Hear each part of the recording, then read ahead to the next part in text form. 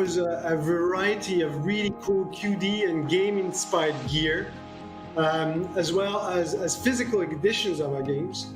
So our eShop will be regularly updated. Happy anniversary! Jason! Yes! Kind of scream between when you cut your finger off to when you're cauterizing it with a red hot poker. It was brilliant and exhausting. We have Neil Newbond, who played Elijah and Gavin as well, and then we have Clancy Brown, who played Hank Anderson. I did. I'm just getting a little hot in here. To take this off. I had some great fun with you, Brian, and with David. No, this isn't really me.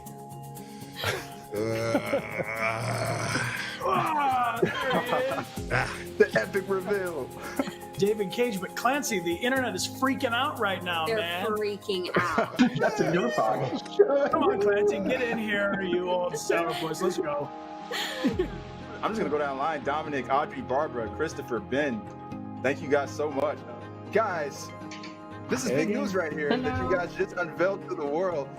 This extension is going to make it super, super smooth for everybody who's here with us on twitch.tv/Quantic Dream. What should we prioritize in our approach? Should we find the hostage now, check the victims, or look for clues? Everybody who's on your channel with you can participate by clicking on the screen. We're all responsible for what just happened Yes, you here. all share the responsibility in the tumbling andrew. To all of you who participated and hung out with us in chat, this has been fantastic. Bye, everyone. Thank you, everyone. Stay safe. Thank you. Salut tout le monde. Hi, everyone. I'm Ngiraan, and I'm going to be your host tonight for, yes, this brand new Quantic stream here live on the Quantic Dreams official Twitch channel. And we're also actually streaming on Facebook and YouTube. So, if I were you, I would subscribe because, you know, it makes people happy when you press the little subscribe button. And it's free, so it's great. And before we start the actual stream, I wanted to actually give you a little tour of the studio because, yes, I am currently at the studio. I can prove it because it says Quantic Dream. Well, there's the logo here, and also there's this thing that says Quantic Dream, so obviously I'm on the site. And I'm not just anywhere. I'm in one of the many open space in the studio, but this is the historical one where all the magic has happened through the times. Heavy Rain, Detroit Become Human, Beyond Two Souls. Everything started here as an idea. And actually, Heavy Rain, the title, has been found here. Like two people were talking, it was raining, the guy was like, it's heavy, it's rain. I have no idea if that's true, but it's not the point. The point is we are here and this is great. This is very, very an important space in the history of the studio. So as you can see right now, it seems like there's nobody. Yes, because we're actually still on social distancing mode because we want everybody to be safe, but some people are working, like Malik. Hi, Malik. What's up? His name is Malik. I know, he told me. So I can tell you right now. And actually, some people are working somewhere else. But for this, you're gonna have to follow me. Okay, now I'm just about to show you one of the most important rooms of this old building. You see this door? It says motion capture. Why? Because it's the motion capture studio. But before we get in, mask on because, you know, safety first. It's mandatory here. It's a totally closed space. So you see this? Absolutely great setup. This is the motion capture studio. 74 cameras hooked up with great computers. And then here, motion happens and they capture it. Motion capture. That's absolutely great. We've been actually working on Heavy Rain, Beyond Two Souls, and Detroit Become Human. Everything has been recreated here and also some other projects, but I'm not really allowed to talk to you about that. And also props, look at that. I can talk to you about the props because, you know, we capture motion, but we also capture things. And for that, you need props. Look at this, for example. What is that? It's a kettle. But with little captor, it can become anything you want with all the cameras. It can become like a beer. It can become a searchlight. It can become something like a megaphone or whatever. Always also can be a kettle, obviously. And this, well, this is a burger. Because, you know, We love burgers. This is the sound design. As you can see, it's still work in progress. Remodeling the studio took 2 years and it's almost done now. It is equipped with the last generation technology in terms of sound design. So here you have one booth. Here you have another great recording booth. You and me, oh you are mine. Over here, normally Aurélien is working there, but right now it's not. And actually, some people are working in here.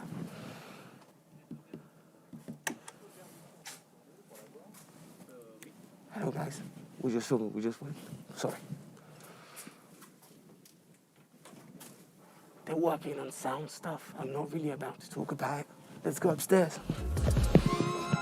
We've seen some workspace, but now it's time for some fun space. And I'm on my own, so mask off, because I'm now in the brand new living room, common room, whatever you want to call it. This is where everybody at Quantic Dreams come to have fun, play football, killing it right now. But there's more. Look at that. Chairs, table, sofas, and even rocking chair. Or I would say in French, chaises à bascule. And of course, we make video games. We can play video games. You've got some consoles, some TV, flat screen, and at the end of a long day of work, you want to work out? Well, you can even do it here. Am I going to be working out myself here? Nope, thank you. But I'm going to show you one last thing, and it's on that wall over here.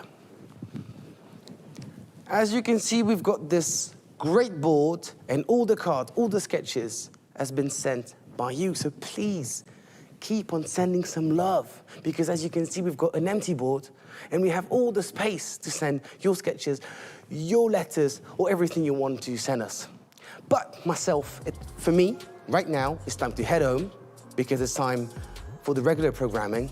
So see you right now on the Quantic Dream.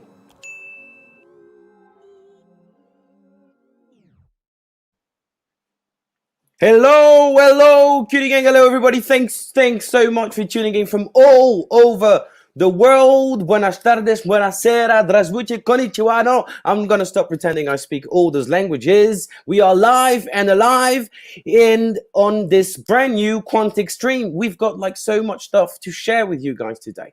First, we're gonna try to keep you updated with everything that happened lately at Quantic Dream Studio. And so much stuff to talk about. Many things have happened since June 18th. And also like through Steam, and also our very own eShop. And then we are actually gonna start talking about this new feature, which is called Detroit Community Play. We're gonna play that with our devs, and also have a little bit of a focus on one of the most iconic Quantic Dream character. Maybe you've heard of her. Her name is Kara, with a very special guest from Germany joining a bit later. So stick around, because you'll see, you also maybe gonna see like some bit of surprises, maybe some secrets, and maybe a little bit, we're gonna sprinkle a little bit of one more thing like that. So please use the hashtag QuanticStream and feel free to interact with us, ask some questions, share your thoughts. But you know what? Enough said. You know, you don't want to watch me talk alone all night. Let's just jump right into it.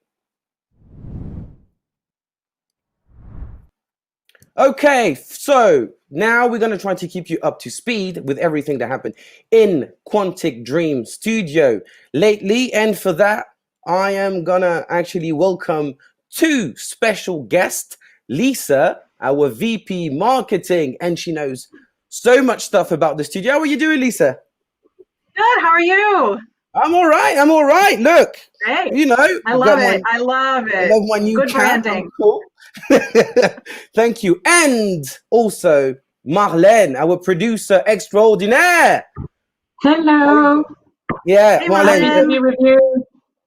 Cool. So cool to have you guys. So are you still like safe and cozy at home? Yes. Absolutely. Yeah. You see my new plants that I've only had since Wow. confinement, because otherwise they would be dead. So Very, it's been very very nice. productive for me. Yeah, nice plan game. Thanks for me here. Okay, I've got books. I don't have. Well, It's you know what the watering. So as you can see, just like a little reminder, I said like maybe for those who don't know, we would have loved to be all together on at the studio to do this stream, but unfortunately during those times we actually rather have people just like safe and cozy at home, cozy but busy because everybody's actually working really hard remotely, and we are actually planning on coming back everybody at the studio like in a few weeks, right? yeah, That's it. pretty much in September. Okay, so a nice a nice like working from home summer. Everybody loves that. So Exactly. So this is Quantic Dream number 2. Lisa, I feel like it's becoming kind of a new thing, isn't it? You know, we want it to. So the real goal of having these Quantic streams, we want to do it every so often, Ngiraan, as often as it makes sense. You know, we're not going to go live every week or anything like that. Maybe not even once a month. But the goal is to go live when we have something that we want to share with you guys. So just big shout out to everyone in the chat. Thank you guys for being here. The community aspect of what we do at Quantic is so important. And it's one of the things that really moved me when I first joined Quantic is how much we love hearing from you guys. And we are, I'm on Twitter all day, every day, reading, seeing all of your amazing art. Shout out to our amazing social team, which does a great job of keeping in touch with you guys. But that's the main goal of these streams, right? It's to like have kind of a direct one-on-one with the community and the fans. And also to have people from the studio who are working so hard on these amazing games, have the spotlight for a few minutes, talk about what they're doing, what they're working on. And as you said, maybe have a couple of little surprises, and maybe I have one for the end of the stream. Oh, I know you love to make people happy, Lisa. I know that. I know. Yeah, she does. So, actually, if we want to keep people up to speed with what's happening, actually, let's dive into the news. First, there are the 3 new PC versions of Quantic Dream game. So, Detroit Become Human, Heavy Rain, and Beyond Two Souls, which are actually now also available for PC and for download on Steam since June 18th. Yeah, and last week. Yeah, and by the way, I'm just saying, you can actually add the game to your Steam wishlist if it's not done already. You can do it. You can just do it. You should do it. You should do it. Like, so, you just press a little wish. Okay. So this is a new achievement for these games. Marlène, as a producer on these PC versions, how do you feel about it? Yeah, we are super happy to share these games with many more people on the PC community, and we are very glad about the responses from the fan and all the very positive reviews for the 3 games on Steam. But we also pay close attention to every feedback from the players, any issue they're meeting. So please don't hesitate to reach out to us through the support, and whether you have a question or an issue regarding Detroit Beyond or Heavy Rain. And I just want to add, it's great because as soon as it's been announced to be hosting this show, everybody was actually starting to ask, to show their support and ask me questions. Just go to the support because there's some question I might not be able to answer. So actually, you are, as I said, our producer extraordinaire. Can you actually, in a nutshell, explain what exactly is your job on this game? What is a video game producer? It's pretty much synchronizing all the teams to working on making the game, making sure that we reach the deadlines and quality that we're aiming at, and also make sure everyone can play the game properly, or as many people as we can. And you've been working on all 3 new versions of Detroit, Beyond Two Souls, and Heavy Rain. For the PC versions, yes. For the PC versions, and actually, this is a little bit of a special year for Heavy Rain. like this year. Yes, it is. It Actually, is. speaking of it, if I may, so it is the 10th anniversary of Heavy Rain this year. And at the last Quantic Stream, we had told you guys that we'd actually made a really cool little video series that's live now on youtube.com/Quantic Dream Official. And you can check out some really cool behind the scenes stuff about how the game was made with interviews from the creators and the actors. So if you haven't subscribed to our YouTube channel yet, you should do that. Click the little notification bell, because we're putting new content up as often as we can, stuff that we think, you know, deserves to be shown to the public, because this footage has been sitting in our archives for 10 years, you know, so we thought it was the right time to bring it out to the public. Yeah, it's always nice to have like a little bit of an insider look at how things actually are going. So but yeah, that's great. So 10 years ago it was like mainly like just like PlayStation games, but now back to those PC versions. What a journey! Like, what are actually Marlène? Maybe what are actually your greatest memories, like doing those games? I remember the first time I got to play Detroit Become Human on a PC with a keyboard and a mouse, and it was like super exciting for me because I'm historically more of a PC gamer. Yeah. And I also worked on the PS4 version of Detroit before that for a few years. So it was, and after playing it with a controller for like many years, it was like really nice and refreshing to play it with a keyboard and a mouse.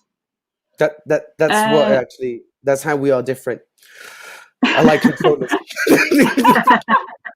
Well, I learned to like both.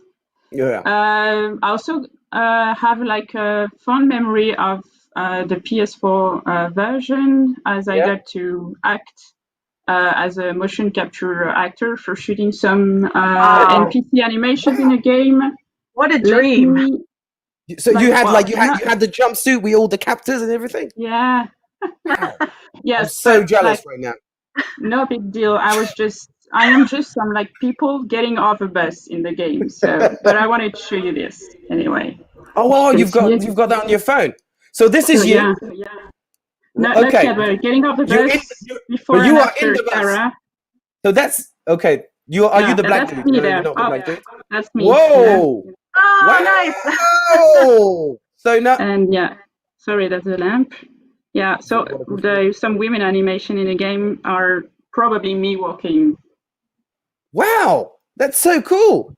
That is so cool. Great experience. What a memory. But also, I love how you just like played like this really subtle flex. Like, yeah, maybe, you know, maybe. Not a big deal. Not a big deal. Well, very French of you, Marlène. That's so nice. And actually, I've got a question from the community from GFA6. So, how much does it take to completely to make a game like Detroit, for example, from start to finish? Well, it depends on the complexity of the game, but for Detroit, I think it was like 4 to 5 years. 4 to 5 years, and for the PlayStation version, As a producer, where's the main difficulty? Where's the main challenge for you to make? So for Detroit, it was definitely the end of the game and like the many paths that you can choose. And actually, I have kept with me a souvenir from this time. Okay. This is drawing a chart from all the epilogues that are possible in the game. Wow. So whether like everyone dies early, or like Marcus is violent or pacifist, or Connor decides to be a machine or a deviant. So it's only part of the epilogues, and the epilogues are the very end of the game, pretty much after you've made all your decisions. So it shows how complex it was to set up, to put together for the production team. So all the blocks, we for example, people, someone like me, just like see blocks and just think, but this is like all like the arborescence of the scenario. Yeah, it's every block is pretty much like a sequence, a small moments in the game. There's a lot of TV news in the game, so there's that, and there's some playable sequences also. We need to get that frame. That belongs in the Smithsonian Museum. Yeah. Exactly. It's the real working versions with all the knocks and stuff. So yeah. I like it. I like it because it's a bit like being in the Matrix. Like, you know, like people just like see 1 and 0, but Neo sees like all these things, and that's like all the blocks. But yeah, I can't even imagine, like, because this is just like a small part. I can't even imagine how it looks like if you just like lay out all those little posters. That must be crazy. Yeah. Well, you have a taste of it in the flowcharts at the end of every chapters, but behind it, it's even more complex than that. Of course. So, what was that? Oh, I'm lost a little bit because, like, I'm just like trying to photograph these blocks and trying to redo it at home. Just you're lost in the Matrix, right? Exactly. So, but just like that's for the new Steam PC versions that are actually available as I'm speaking right now. But we've got also like some new stuff going on our new eShop, or I'm actually trying to impose the new name, the Quantic Boutique. The Quantic Boutique. Oh, I like it. I'll take it to the team. To the team. Let's make it hashtag. Yes. So can you talk? And you may or may not have a surprise. Yes, that is true. So great setup. You guys know that the shop.quanticdream.com is live now. We're actually shipping to Europe, USA, Japan, Canada, and Russia. And as we speak, I know that the team is working on adding a lot more countries because eventually we want to ship worldwide, of course. And on that shop is where you can get exclusive Quantic Dream studio merch. Yes. And I really want to make it a point to tell you guys exactly.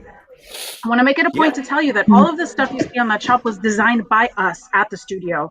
So everything is really authentic, comes from the guys that made the games. And I have a surprise right now. Yes. Yes. Yeah. I don't know how I got the security clearance for this, but I did somehow. This. Oh man.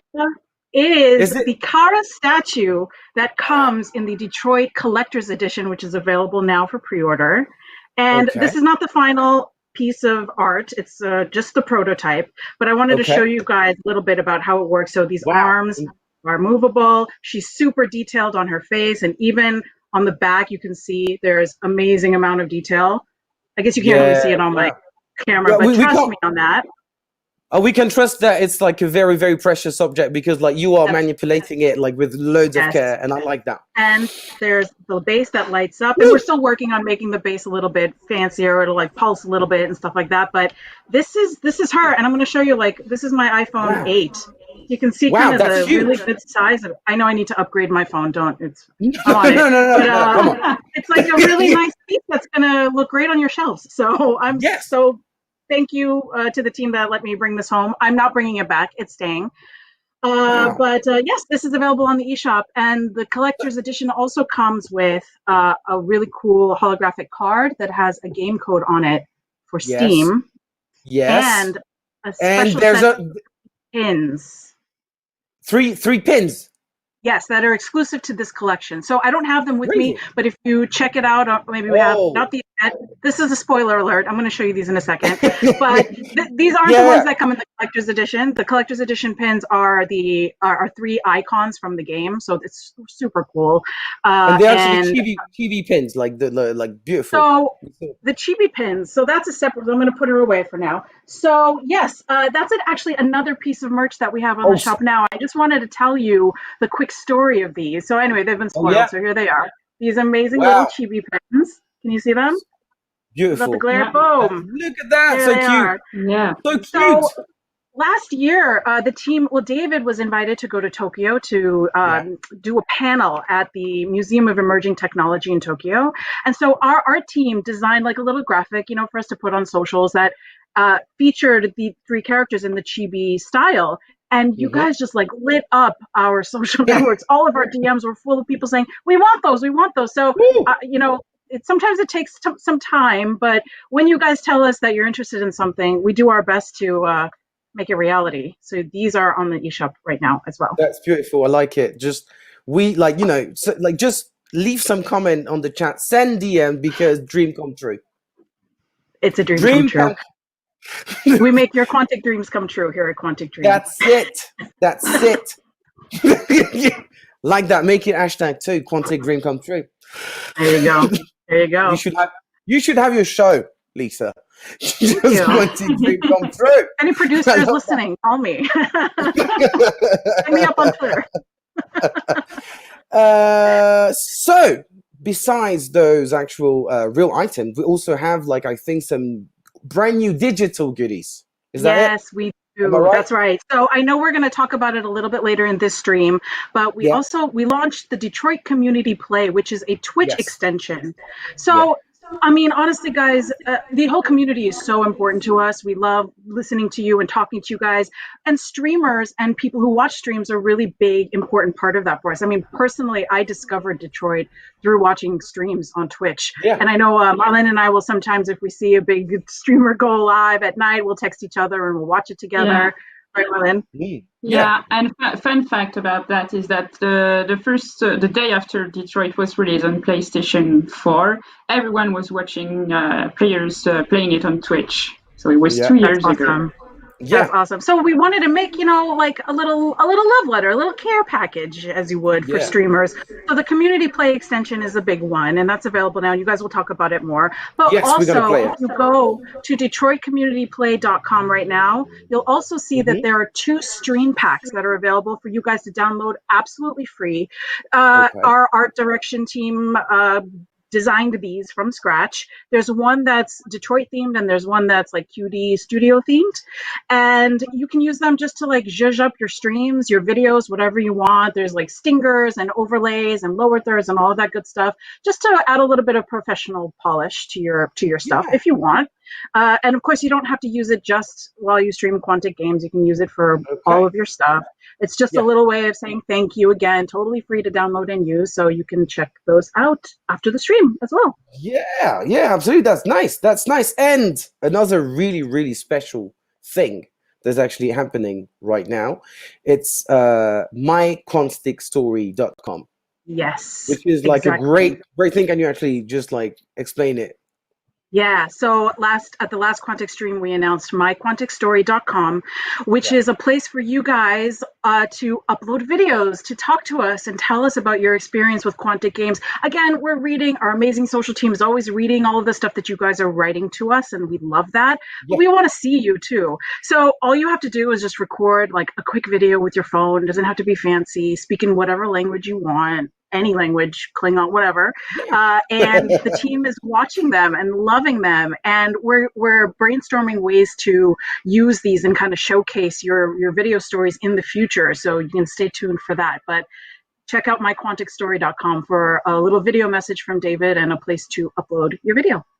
Yeah, and actually, as you said, that's actually one of the first things actually that struck me when I came to the studio the first time, is actually to see on the common room, on the lounge room, just like this actual board with like basically like a ton of like sketches, letters that I've actually sent by the community. So, and there's actually also I'm actually saying you can go on my Quantic Dream, because I can assure you, like, we read. And we actually appreciate when love is actually sent, and we actually put it on the wall.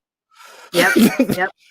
Exactly. So this is just a chance to do it like video, so that we can see you guys, speaking directly to us. So if you ever were compelled, go ahead and upload your video, and we'd love to see it. Beautiful. So, and the other big thing, as you said it a bit earlier, is the Detroit Community Play extension. It's been out there, like as you said, like since June 18th. It's free, and I was actually wondering, maybe the best way to show, like maybe the people who actually do not know exactly how it works, and maybe to play it. Yeah, you should do that. Wow, that's like so well done, internet, like great technology, because we are actually about to play and showcase you like this new Twitch extension. And I'm not going to be, of course, alone. Marlene is still with me. Are you still with me, Marlene? Yeah. Yes, and I'm actually joined. I'm actually joined by 2 new special guests who, like Marlene, are actually way more talented than I am. First and foremost, Mr. Adam Williams. He knows a little bit Detroit Become Human, as he is the lead writer of the game. How are you doing, Adam? Good, thank you. How are you? I'm all right. Not bad. You're not doing bad. a splendid job, if I may say so. I appreciate you, man. I appreciate you. Boom. And of course, to play with us, Benjamin Diebling, who is so many, like he's so many things. He's the shooting director. He is also, I think, a motion capture connoisseur, and we have to address it. He's like an elite mustache specialist. An elite mustache specialist. Benjamin Diebling, how are you doing, man? I'm really good, thank you, and I can't wait to play the game with you. And I'm really excited, a little bit nervous to be honest. And yeah, I'm exciting. Can't wait to play. Thanks so much for being here, like, to this live experiment, because actually we're about to showcase the new special feature designed for Twitch. The Detroit Community Play extension has been live since June 18th, and I've said it several times. I'm sorry for repeating myself, and it's pretty. Marketing will be happy. You just keep repeating it for the rest of the stream if you like. I'm going to change my. I'm going to change my Twitter biography like that. I'm just going to put that. Guys, just okay. 1 minute. Sorry. Oh, you leaving already? Is it? Come on. Well, bring also, your mustache. It looks like I'm. Would you like me to start playing, or? It's a bit like you being cast away. So actually, Adam, can you explain in a nutshell what is this new extension about? I'm sorry. No problem. It's so this is an extension for your Twitch stream. And what it means is while you're playing the game, fans can engage and vote on what you do in the game. Okay. So 150 polls have been designed, not by me, I hasten to add, by not quite sure exactly by whom, but by some people at the company have designed these 150 polls. And there are these key sequences in the game where a character could do this or that or the other. And the people watching the stream get to vote. So in that sense, everybody gets to play along, hence community play. Perfect. And I think the response has been actually quite, very positive so far. So we can actually keep talking about it. But I think the best thing is actually to play the game and see what it looks like. So Adam, as you know, I feel like you know a little bit the game. I'm going to let you in charge from here. And Benjamin, you can comment on that. So have fun, guys. I'm gonna have a little sip of water, and just try and I might actually throw in some questions from the chat if I can. Okay. Sounds good. So yeah. I'll start now. I can't actually see you guys right now. You can still hear me, right?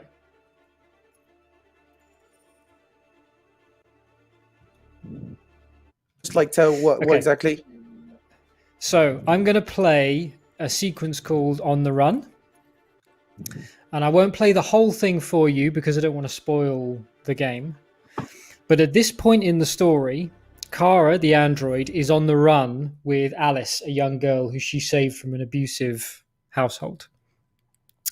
And, the police are looking for this android, Kara, this one-array android. So you and Alice have tried to survive together on the mean streets of Detroit.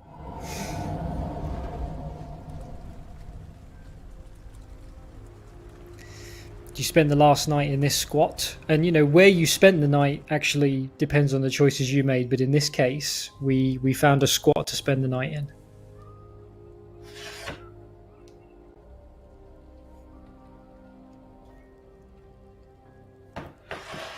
Do my first little palm.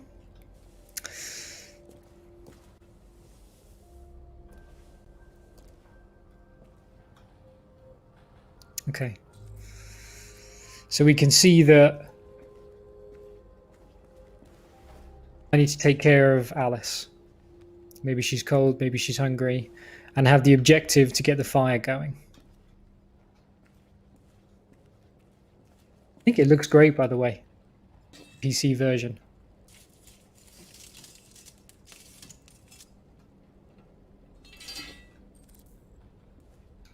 Okay. Need to get hold of some wood. Get this fire going. Retro video games.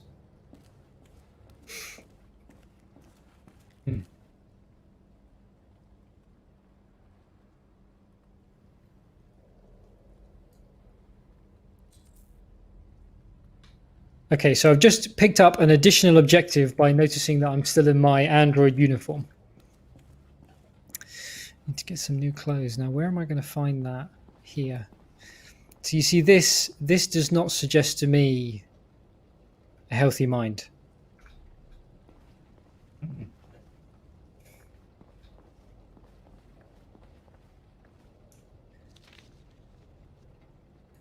So Ralph is this android who we know is staying in the same squat. Slightly unhinged individual, as you can see.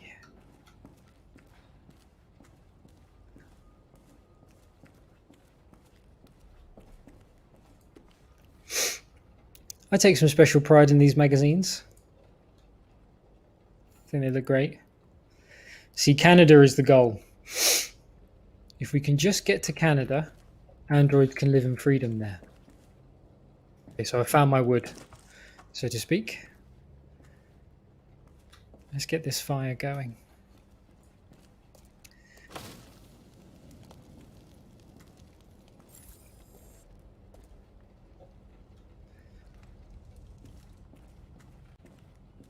Let's see what else there is to do here. Just slightly in awe of how much better it looks on the PC. Really incredible. Almost worth replaying if you've already played it. I wonder if there's something going on in that bathroom.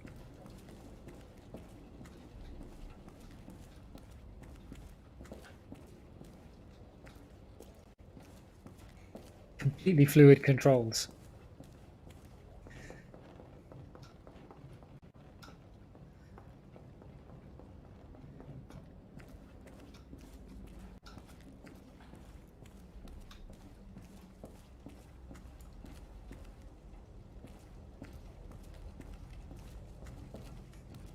So we're just waiting for Alice to wake up now.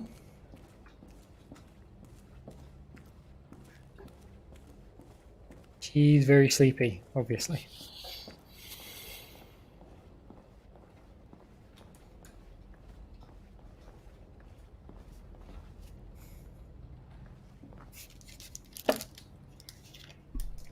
Now I have...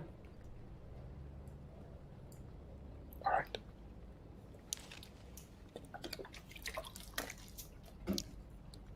Now, I have a feeling there should be a poll going on here, guys. Oh, first poll. What would you like me to do?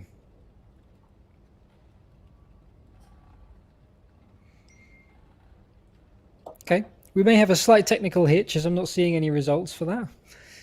I'm going to go with my instinct, which would be to steal.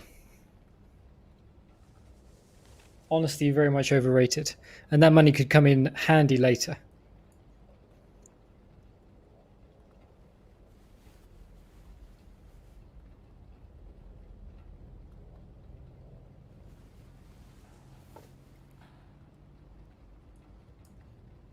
The bird is the word.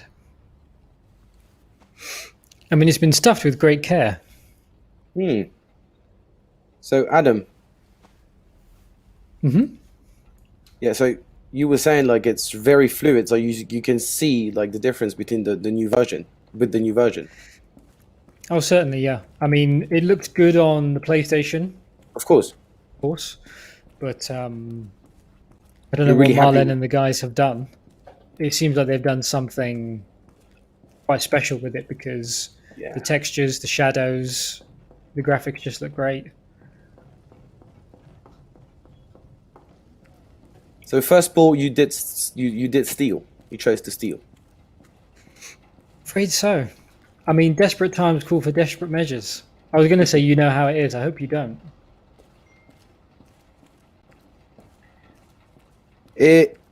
I've got just a tiny bit of a question for you as the lead writer from the chat. How cool is it to write a video game and then play it with fans? Like, is it living the dream? It's very interesting because when you know what gets produced is never exactly what you imagined on the page, and your perception of the game changes based on what fans do with it and the way they interact with it. And so it very much becomes their story. So I'm supposed to wait till Alice wakes, but I'm slightly stuck here. Oh. It's a little bit embarrassing as the writer. I probably should know what happens next. So it is, but also the game you play is not quite the game that you wrote in that sense. Because you know how other people see it, you've seen how others have interacted with the game, and so many teams contribute to what you see on the screen. I mean, really, these environments are all beautifully designed, and you don't feel you can take credit for the whole thing by any stretch of the imagination. Yeah, there's so many elements that actually between the time you write it and between the time it's complete.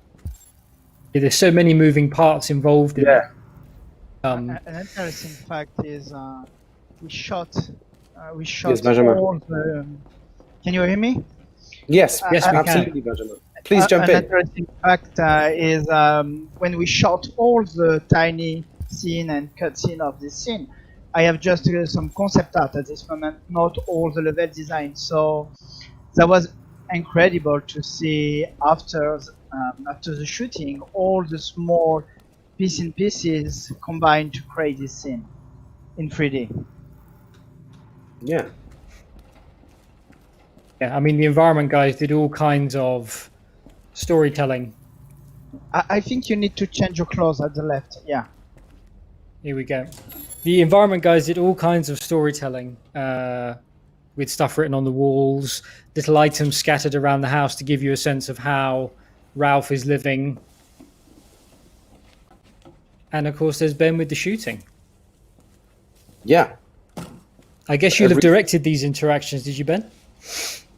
Yeah, absolutely. All this tiny interaction. Like, for example, this one was tiny complicated because it's really complicated to see clothes, someone putting his clothes. So we decide to hide that behind the door of the curtains.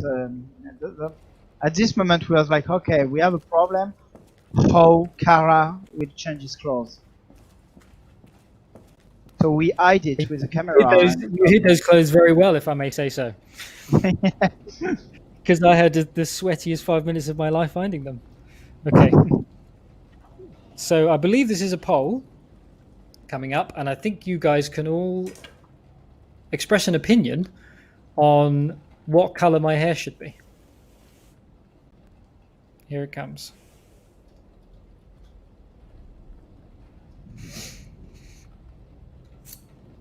Ooh.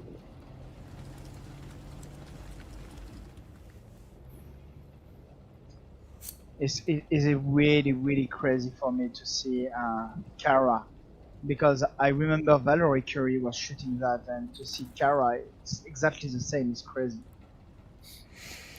Okay, so white is currently in the lead, and I'm talking about the hair color. I have a feeling that Marlene's going to tell us what the percentage breakdowns for these choices normally are. Because I think a certain color always wins. That's my understanding. But I guess that's going to come up later. Okay, so the results are in, and it seems that white has won, but only by a slim margin. 32% to 28 blonde. So people like the lighter colors. There we go. Your wish is my command, Detroit community. Tempting as it was to pick brown. Okay, so now we need to remove our lead because we don't want people realizing that we're androids on the run.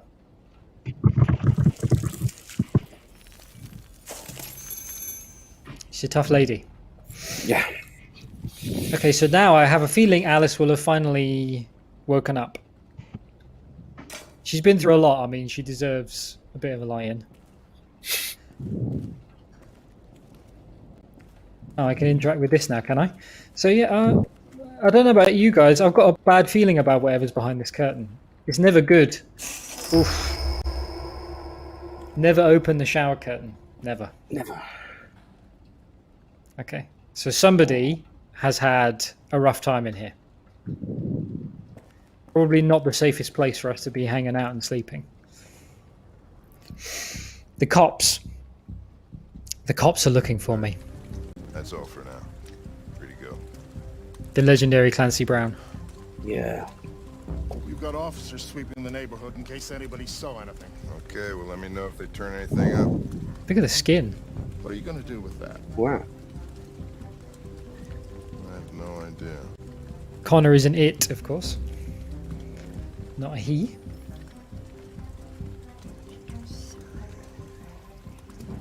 It took the first bus that came along and stayed at the end of the line. Its decision wasn't planned. It was driven by fear. Androids don't feel fear. Deviants do. They get overwhelmed by their emotions and make irrational decisions. Alright, well, that still doesn't tell us where it went. It didn't have a plan, and it had nowhere to go. Maybe it didn't go far. Maybe.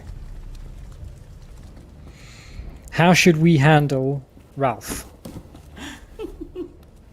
This is the next poll. Ralph found this to feed the little girl. It's good for her. I think he's trying to be sweet. So do we handle him authoritatively, threateningly, or diplomatically? Ralph will cook. We will do just like humans do. He just wants to be a family. Humans like burnt meat. Come. Come and sit down. Creepy. Okay, I should handle him diplomatically, which means I'm going to sit. According to the community, we got 25% diplomatic. That's better. Ralph went to a lot of trouble to find. I mean, he's not wrong. We eat dead animals. It wouldn't be polite for her to refuse, would it? Great. Great. Succulent, you'll see. Succulent. Succulent. He should probably have skinned it. Father, mother, little girl. Please, Carl. I don't want to eat What it did she either. say? Okay, so we're being diplomatic, guys, and being diplomatic means lying. She said she can't wait to eat it. She's very hungry. The little human is not going to regret it. Ralph found the best, the biggest one he could find. This is going to be succulent. Succulent. Go ahead. What would you do?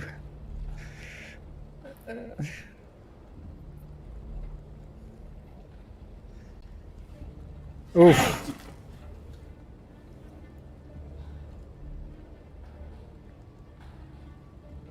We've upset him.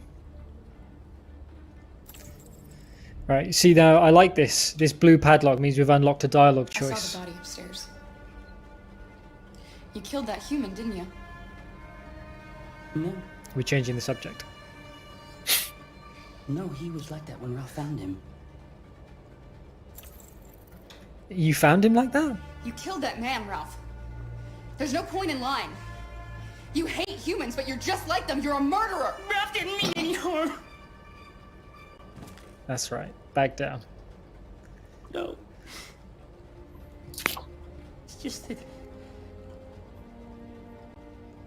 Ralph can't control his anger. When his anger comes,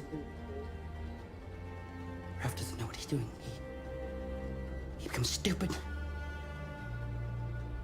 Full of hatred. I mean, the expression that comes through on their faces. He just wanted to be your friend.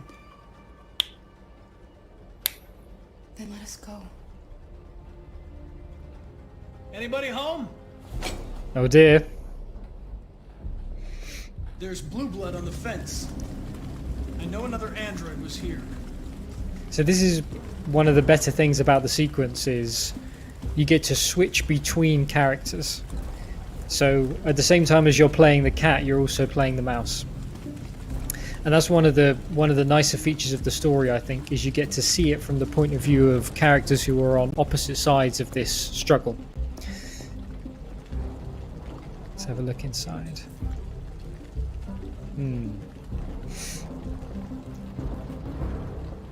So I'm not going to spoil the whole scene for you guys, so I'll play a little further.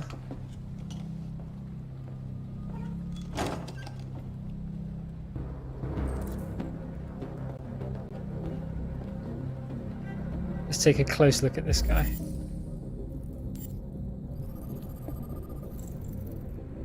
He's a gardener.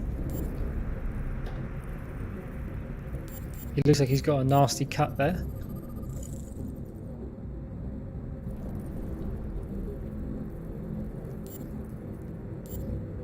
And his lead indicates that his software is unstable. So something is stressing this android out, and we have like a nice game of hot and cold here, where I can see that he's getting more tense depending which direction I go in. Not that way. This way. He's hiding something. I'm looking for an AX-400. Have you seen it? Ralph's seen nobody. Hmm.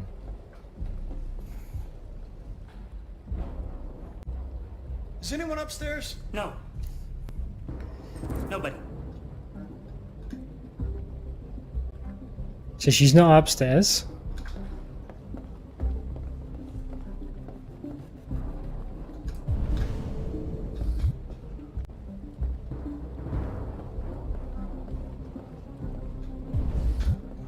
Question him a little further.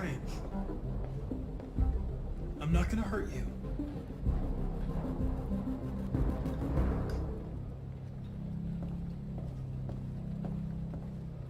Wherever Kara's hidden, she's hidden quite well.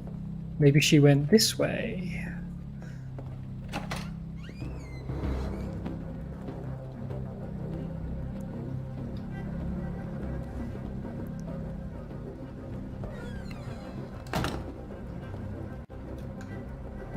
Are there any other androids here?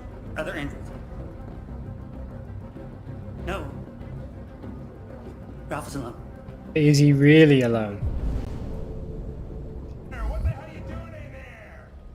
Coming, Lieutenant! There's blue blood on the fence. I know another android was here. Ralph scratched himself. Coming through. That's Ralph's blood.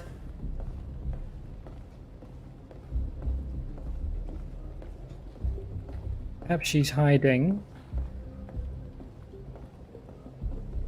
under the stairs. Run! Quick, Kara!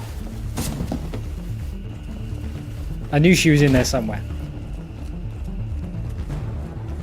Connor, what's going on? It's here! Call it in!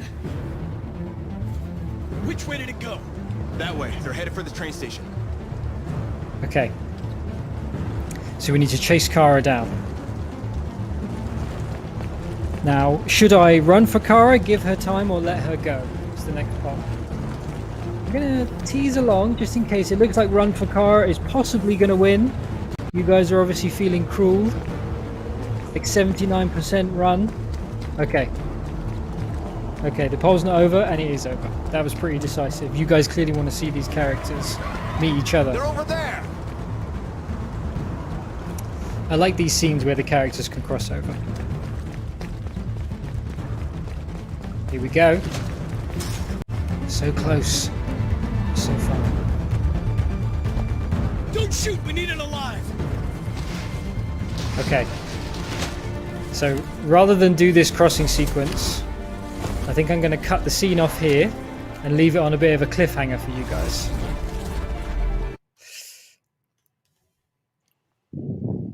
Ah! So will she make it or won't she? I'm so hyped buy right the game now. and find out. That'll be 60 euros. That was intense. So, just like, you know, after that quite great experience, I have to say, like, I've got like so many questions, so many questions. First, like as just like as a viewer personally, I love that. It makes me like feel like I'm actually watching a movie in America when actually everybody's talking. No, don't do that. Don't do. It makes me so engaged. It was making me so engaged. How was it for you, Adam, playing like with the community play and the polls? Oh, well, there was unexpected Jeopardy for me is I failed to remember how to solve the first part of the scene. I really thought I was just going to be stuck. It was like a vision of hell. Like you spend the rest of your life on a stream trying to find a wardrobe. It seemed like it might go that way at one point. No, but it's great. The community play thing is great because always with those moments in the story where there's a real tension about whether to go left or right or how to deal with something. Those are the moments that we know people talk about anyway. We know that when fans complete the game, they compare notes and they say, oh my God, what did you do when Ralph arrived with the rat? Were you mean to him? Were you nice to him? And people want to know what other people did. And we also know that when people play together in the same room, so we were told a lot about what's sometimes called the couch effect, where somebody's playing it on the couch and maybe their partner or someone else in the house is saying, oh my God, why did you do that? You stole the money? How could you steal the money? And so by formalizing all that into this app, that it really brings out that side of the game. Like the couch is like the world now. Well, with lockdown, what better time to download it and give it a try? Every cloud has a silver lining. Yeah. So I've got another question because actually you were playing the brand new PC version. And maybe Correct. I'm going to ask like Marlene, because we had like a question on the chat actually from GM93D. I hope I'm saying that well. Name. Probably not the real name. We never know. Actually, what is the process of just like adapting like the PS, like the PlayStation game to a PC game? Do you just copy paste? Well, unfortunately not.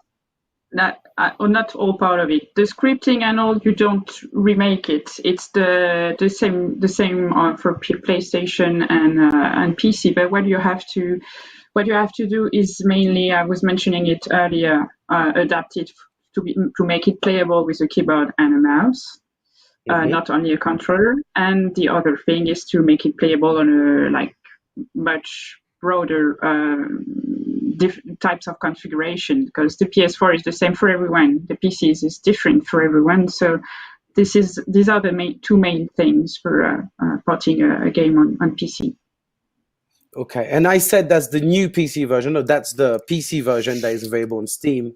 There's not been a new version since June 18th, of course. But it looked like a new version because I was playing on Ultra. And my PC is so good. You thought, oh, it must be a new iteration of the game. No, it's capable of that. Actually, Ultra settings are higher than the PlayStation equivalent, which would be more like a medium high. So it's like a cool thing on PC. An addition, nice addition. Cool. Tiny note about that. We have make a short video about how we build the game from PS4 to PC, and you can find it on the Quantic Dream channel on YouTube. By the way, you're so good. Marlene is on this video. Yeah, shortly. Wow. Bye. And thank you to all the team, by the way. Also to Jerome and Greg for the plugin designing all the questions that we've seen some of them here. And can I share with you actually some stats from the scene that we just played? There's a funny, like, interesting observation about Kara's hair color, because if you players on the plugin are like, it's a major white hair is a major choice. I don't know if you have the percentage for this stream, because I wasn't able to see it, Adam. It was like on this particular stream, I can check for you. You have it? It was closer on this stream than I think it normally is. So on this stream, it was 32% went white and 28% went blonde. So the average for everyone was played with the community play so far is 56% white hair. So it's like by far the favorite one. While if we take the stats in game, well, someone is playing like single without streaming and sharing it with other people, it's black hair, the most commonly chosen hair color, 38%. So it's interesting to see that depending on whether you play it with viewers on streaming or alone, the outcome can be very different. Yeah. And So, like you say, with the community, it's predominantly white hair that is chosen. Yeah. But when people are Yeah. playing alone, that's black hair, right? Yeah. Well, people want black hair in their game, but they want to see other people choose white. That's my theory. That makes the most sense. Right? You're saying when people are not watched, they choose black, but then on the stream, they vote for others to go white. What does it mean? Let's discuss that. So, I'm kidding. There must be an explanation for this phenomenon. Yeah, I'm sure. The thing is, I would love to find an explanation myself, but personally, hair question are really triggering because Sorry. it doesn't matter where I am. No, I would like to vote for myself to have just hair. any color is okay. Do you think like this community play is actually like the future of streaming? Maybe Adam or Badama? Yeah, I mean, it's such an enhancement over the game, and when you think about the pressurized situation, what you're trying to do, I think, when you stream, is have a shared experience with your streamers, so they feel like they went on the journey of the game with you. That's what the best streamers do. They make you feel included in the process of them playing, and this is really a tool to deepen that connection between the audience and the streamer. And so, in that sense, it seems like it's the perfect tool for somebody that wants to have that kind of community around a gameplay experience. And Ben, I think you have tried something recently live on Twitch that actually implemented this community participation into the process of creating a game. Can you talk about that? Yeah, and it's funny because yesterday I was making a conference in the Bordeaux Geek Festival about that, and like I think as I was in February or January, we with a couple of friends and a friend who have a YouTube channel whose name is Alt236, we have created a video game to play only on Twitch. So basically, we have created a world, a story, and you arrive in the memory of someone. And when you arrive in a room, the room is empty. And on the Twitch, people say, did you have a table? Did you have a fridge? Did you have a stair? Did you have someone else? And during the live, I'd say yes or not. And I say that to the guy who talk. And I say that to a guy who draw in live the room and the tables, the fridge. And slowly, step by step, we create a game and a story together. And of course, we have played some choice, some ending, some twists, and some character appears. But 50% of the game is created with the community. And I think this is the future of video game, to be honest. And it's really crazy and funny to create a video game for one person, but I think it's better to create with all the community, and that creates something really unique. Like a theater, is a unique moment. This game is unique, and it will not appear a second time in the life. Sorry for my English. I speak so fast. I'm sorry. Like you, with such a great mustache, it just doesn't matter if you just, I don't know. I want to. Come on, look at mine. Look at mine. I look like a lost catfish. The last week I see you don't have a mustache, so you're starting step by step to have a mustache. It's cool. No, that's the tragedy. Last time you saw me, I had a mustache, and you didn't even notice it. That's actually makes me really sad. So the Detroit Community Play has been actually live for almost 2 weeks. So far, do you have an idea of what the response? Do you have an idea of what the response has been? How was it actually taken by the community? Is there nice feedback? Is there some nice feedback about it? My understanding is it's been overwhelmingly positive. A tsunami of delighted streamers and streamings. I don't have any exact figures around that, but we know we might have touched on this earlier. This is a game that has always gone down well with online communities anyway. We know we have a strong online fan community. We know that it's very popular. I think Marlene touched on this earlier with Lisa. It's the kind of game people like to watch on YouTube or streamed. Because it can be spectated and you get a lot of the experience watching it, but you don't get to see your version of the story. So you get to think, what would I have done if it was me? So it lends itself very well to that whole thing. Yeah. And as a result, I think it's gone down very well. It's like a nice revival from like 2 years ago when we released the PlayStation version and everybody at work was watching people playing it on Twitch. Now we can do that again with the PC versions and the plugin, with this nice addition to be able to participate in the choices, the main choices of the game. All right. And I think it's a kind of game perfect for that, for asking at the other what the choice you make. Is like choose your own adventure book. You know, when we was kid, and exactly.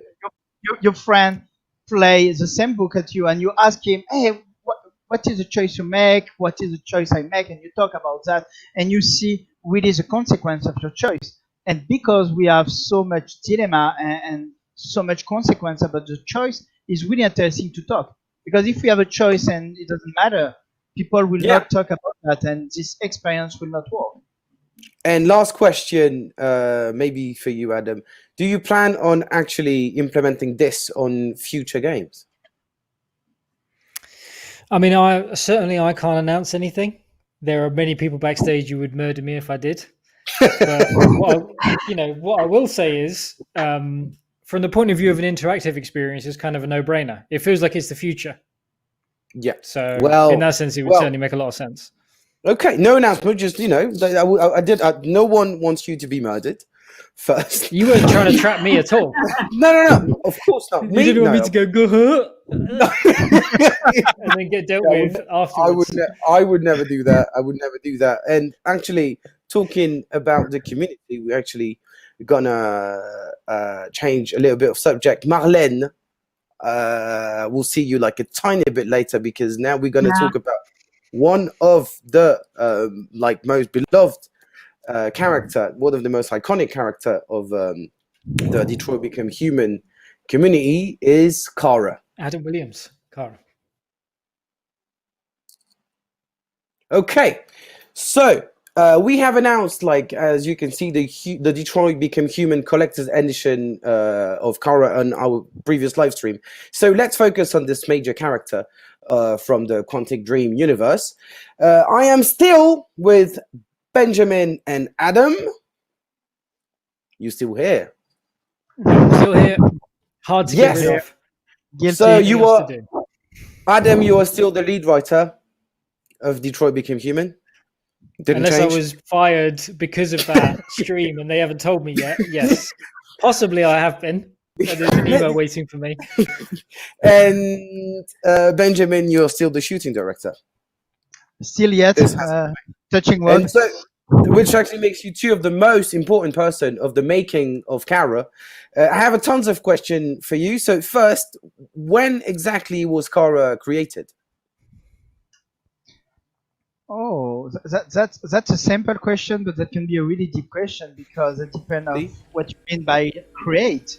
I think, yeah, of course, it was created during the short movie. I think that was 2012, no? Yeah. Yeah, okay. But for me, Kara was born in another moment. Yeah, I think Kara, for me, it's a personal opinion, was created when we shoot with Valerie Curie on stage. And I remember one particular moment. Yeah, sorry, Valerie Curie, who play and makes the voice of Kara. And we was on stage together. We was acting one of the final scene. I don't want to spoil you guys, but you have one final scene in a particular area, environment, which is pretty tough.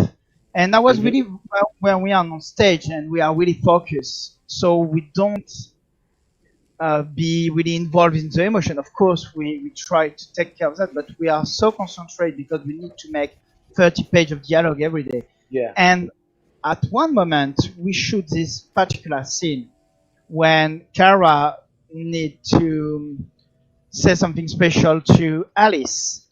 And at the end of the scene, it's the only time of my life, but I was crying on scene, on the shooting. set.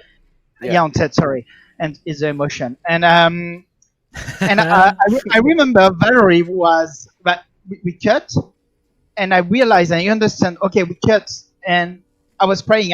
Suddenly I was coming back on set, and David Cage, who was on my side, said, okay, I think it's a good tech, and we talk about that, but at the end of the day, I was still thinking, is a deeper moment of a creation of a character is because imagine we are on stage with a mock-up suit in kind of a gymnast, a great gymnast. It's really hard to imagine the result. Yeah. But yeah. but I don't know. At this moment, I was projecting myself on under the snow in a particular environment with Kara and Alice, and absolutely not with Valerie and Audrey, with the actress who play both character. And for me, this is a moment when we give soul to this character. Yeah. That's for you, like when it became completely real. Yeah. For you. Yeah. That's good. Is this moment? Nice. And Adam, as the lead writer, what was actually the main idea behind Kara? Well, as Ben alludes to, Kara was initially imagined for this short film. Yeah. So, and I wasn't involved in the project right at the start. I joined David when he'd already been working on it for, I think, a year, possibly, almost a year. So the way he explained it to me was the Kara short had a very good reception, and a lot of people had asked, what happens next? So you see this android be constructed, you see it plead for its life and claim to have a consciousness, and the person who's building it lets it go, despite the fact that it's clearly got this AI fault. So what happens next? So in many respects, the whole game began as an answer to that question in David's mind. What kind of world would this event occur in, and what kind of world would Kara find for herself? So that's one way of answering the question. The thing that interested me about Kara, the character, was you're telling this story about an android revolution, and naturally you're going to play two of the key figures on either side. You're going to play Marcus, the revolutionary, and you're going to play Connor, whose job it is to stop him. So to play Kara was to see the android struggle from underneath, as it were, to put you in the shoes of the oppressed figure rather than as one of the two antagonists in the struggle. And by the same token, it was an unusual character for a video game, because generally in video games, you're a powerful character, and your role is to defeat things, accrue weapons, level up, and you win. The story is about you, and you're supposed to win. And so with Kara, it was to say, what happens if you play a game and you invite the player to be someone who has nothing, someone for whom the world is a dark and scary and dangerous place? If you invite the player to be the underdog. So I think really that's what she's about. She's hers is seeing the world of the story from that low point of view. Yeah, from the bottom of the hierarchy, and actually makes the old experience like different as a player. It also makes her relationship with Alice becomes a kind of a miracle, because in the context of this world where Kara is under so much pressure, and when people are desperate and they have nothing, they do still take care of each other. So that, in some respects, I think that's the quintessentially human gesture, is to show care for someone when you're already in a desperate situation yourself. And for that to come from a machine, that's David's basic point with the game, I think, is that humanity doesn't consist in your organs or your evolution or your species. It's a way of being. You can be humane. You can be a humane machine, just like you can be. We lost Adam. We lost, it was so deep, we lost him for a second.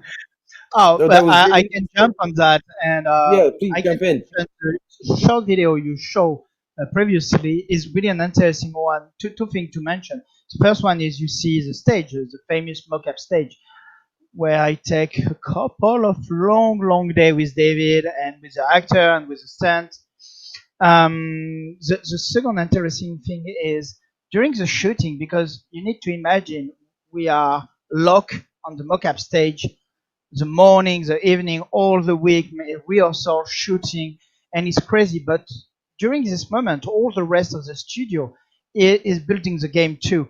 So to communicate with them at the end of each week, I was making with my team the short video. You see an editing of what we shot, and we was doing what we call a Friday show. So it's a Friday evening. We put a big screen on the mocap stage, and everyone is coming, and we present this video, and everyone discover the performance at this moment. And I swear, the moment when we show Kara, everyone was speaking after about the crazy performance that Ori did.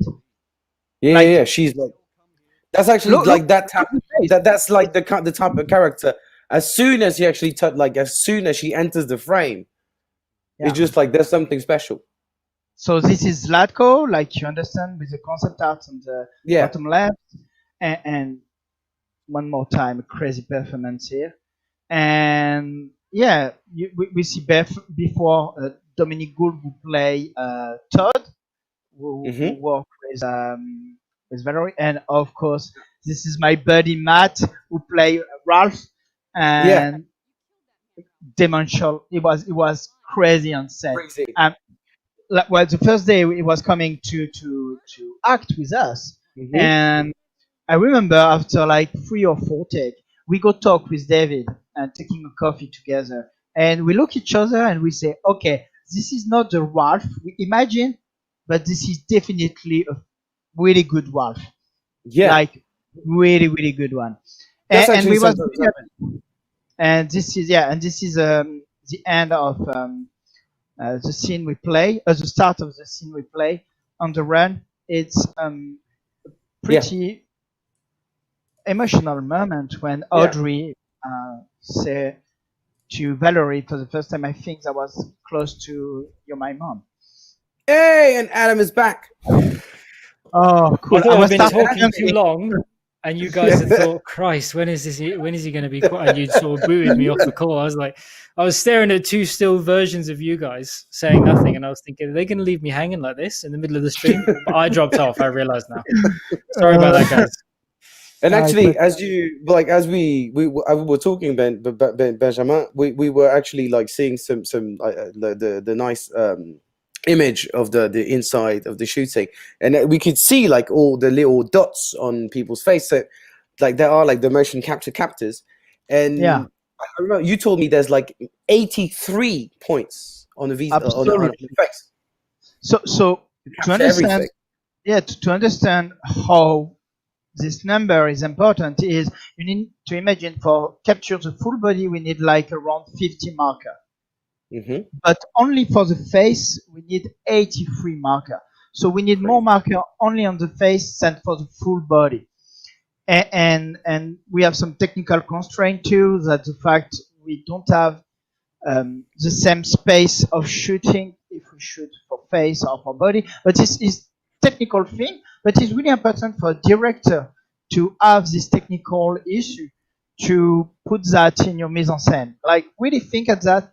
For a tiny subtlety is when we capture facial animation, we have 2 meters less of each side of the mocap stage.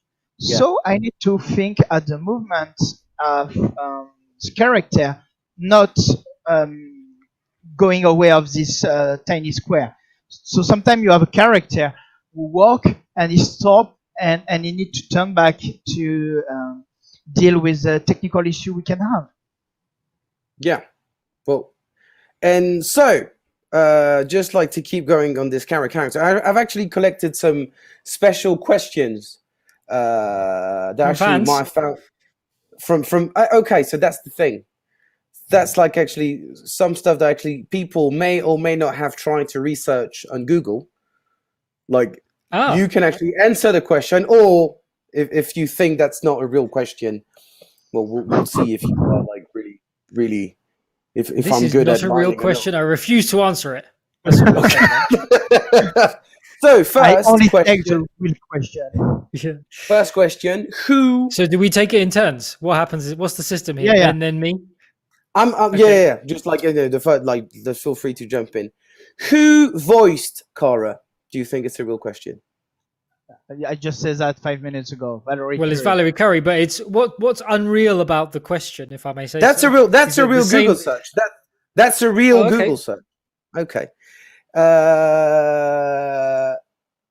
Who played? No. Sorry. I've got But another question. can I add a word? Of course, it's Valerie Curie, but to let you know, when we shoot a character, we have a tiny of body double and stand double, and that is something really cool the audience need to know. Like for one character, sometimes we have 4 or 5 different actors.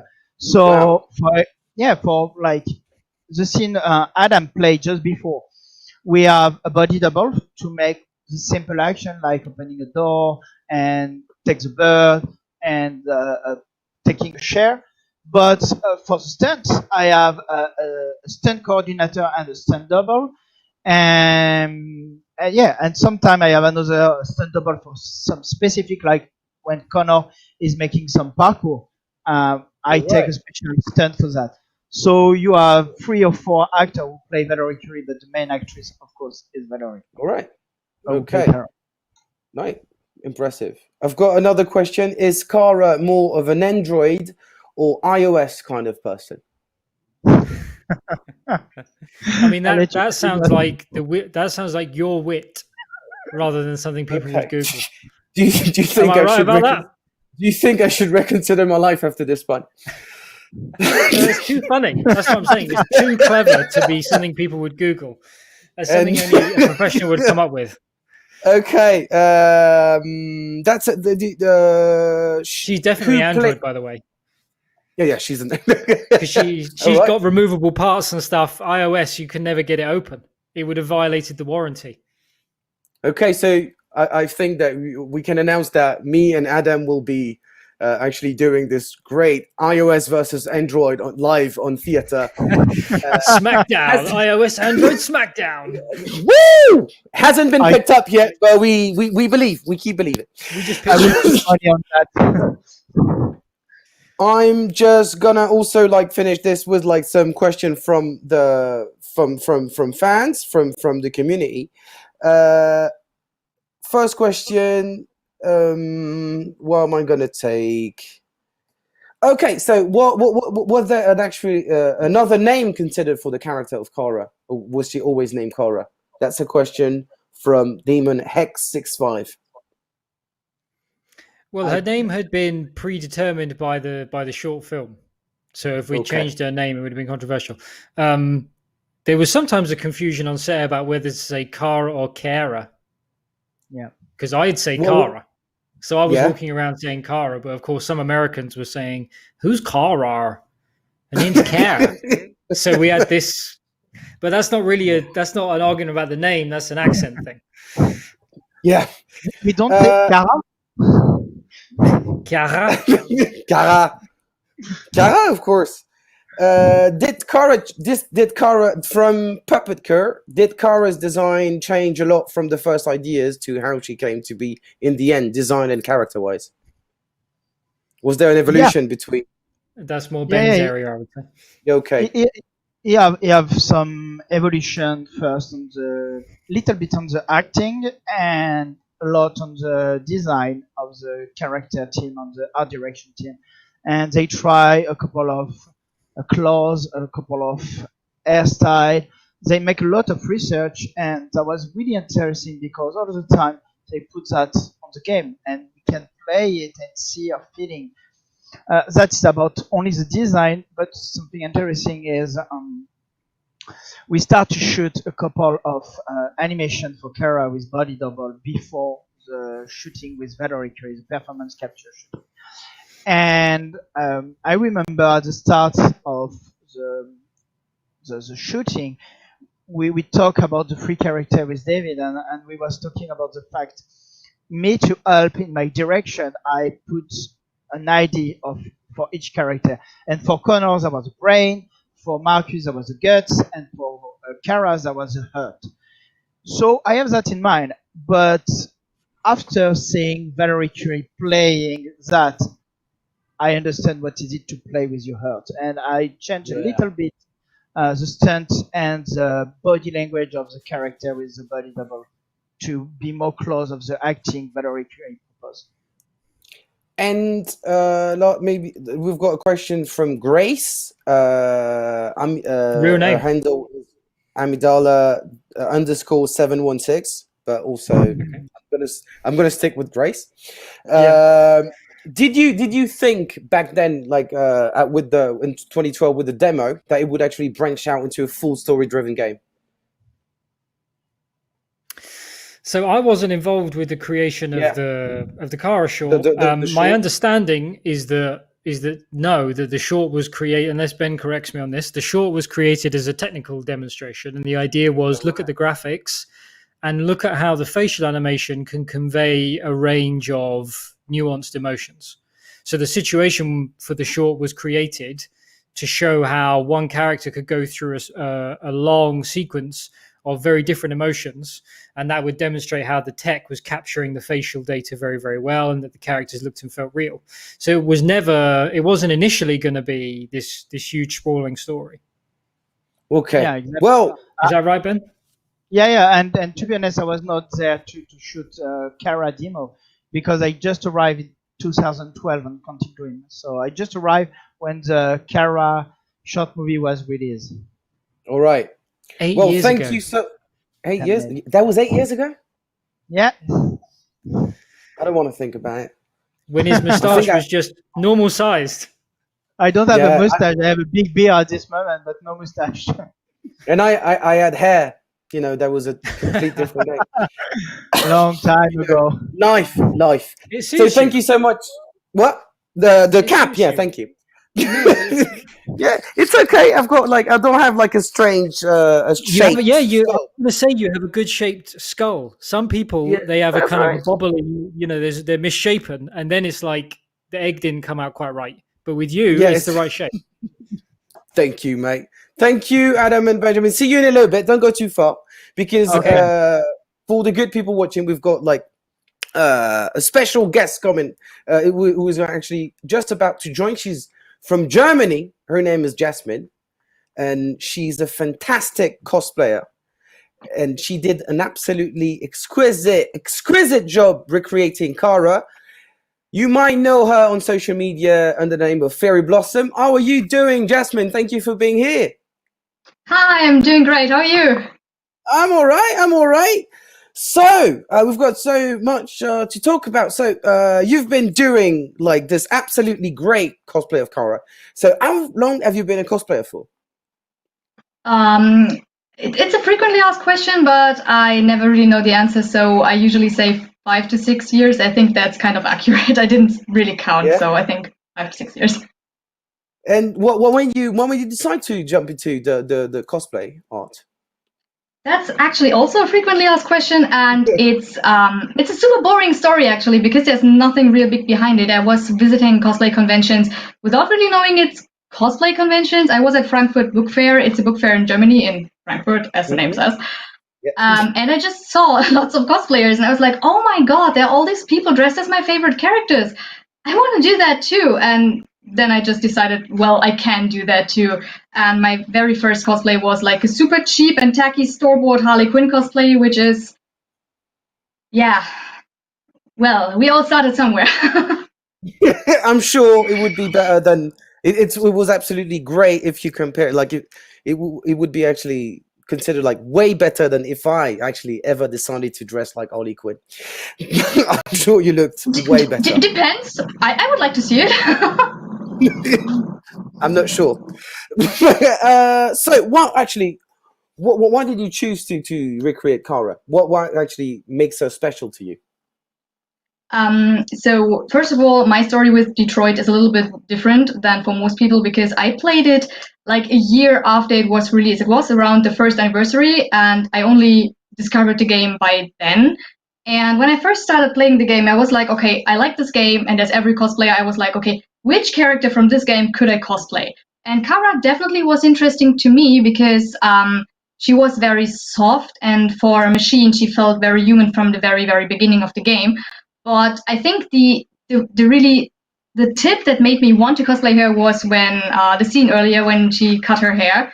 And I had the same haircut then. By now, I have like my one side shaved, so it's not the same anymore. But she cut her hair, and I was like, okay, cool. And then I could choose to have her have black hair. And I remember playing this with my brother, and he was like, oh no, now she looks like you.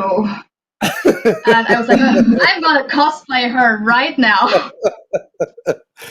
And what were there any challenges to recreate Kara? What was the main challenge? Yeah. My main challenge was the LED stuff. Like I will always say show the wrong side. Oh, wow. So I have this one here. It's not made by me though. If anyone's interested, oh, I hear myself double. Sorry. It's made by a person called, I think, Melancholique on Etsy. So she made that for me because that was challenging. I saw a lot of people using like LED tape, but it didn't work out for me. So this is attached to some sort of wire that I'm just putting behind my head, and then that's that. And you activate it. And you activate it. Yeah, I have like a little remote right here, which is kind of big because it's not the actual remote that I'm using. I have a smaller one usually, but I didn't find that. But there's more LED to the costume, as you might know. So let me real quick detach this and attach it to the actual dress, because there's lots of LEDs, and that was the main issue. Many people don't know this. My very first Kara cosplay was actually a uniform that I bought off Wish. And then I used that as a template to make my own. All right. So okay. Just like a model that you can Yeah, because I didn't know how to make this and what materials to use, and the app from some sort of clear tablecloth. So hold on, I think I have everything rewired. So here we go. This is the dress, and there's lots of LED stuff going on. So I have this right here, which is detachable. I put some Velcro on the other side, so you can just remove it. Wow, that's great. And you made it yourself, this old costume? This one I made myself together with a friend. My first one that I wear in the pictures is from Wish. Once again, that's embarrassing. So you can detach this with Velcro and then put it back on, and there's like this wire going inside of the dress. So inside of the dress is a lot of cable going on, and it's especially nice if you're sweating underneath it. And that was a table. That was a tablecloth, like one of those see-through tablecloth. Yeah, that was something like that. And now it's full of cat hair because my cat has been sitting on it. But yeah, so it can glow now. It's an upgrade for conventions. It looks great. So how did your fan react? I was surprised to see how many people really enjoyed these costumes, because I felt like, okay, I'm doing this so late. The hype for the game is probably over. People have been receiving it so well, and they were so happy I was cosplaying her. And I kind of got motivated to cosplay more from the game, and more.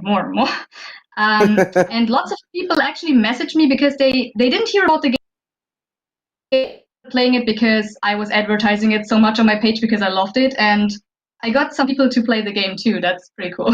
Pretty proud of that. Okay. So that's really nice.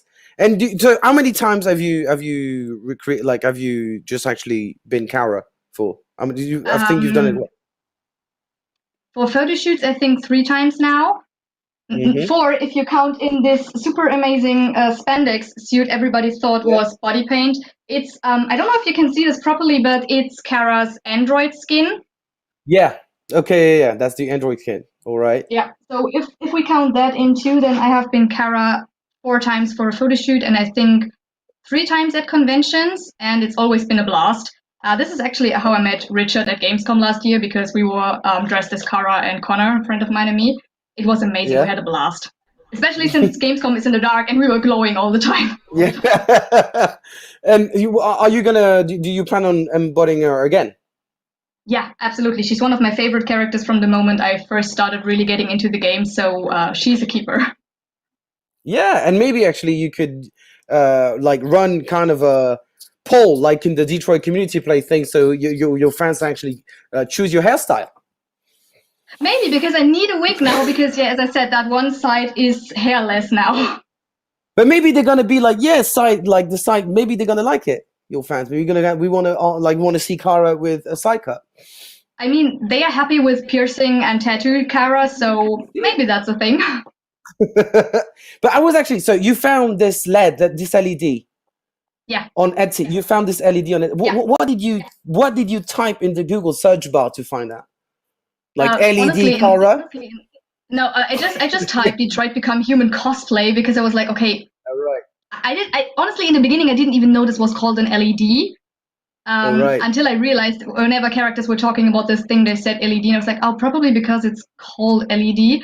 But it was one of the first results when you type in Detroit Become Human cosplay, and then I was pretty quick to buy it actually because it looked really well made, and my attempt of LED tape was,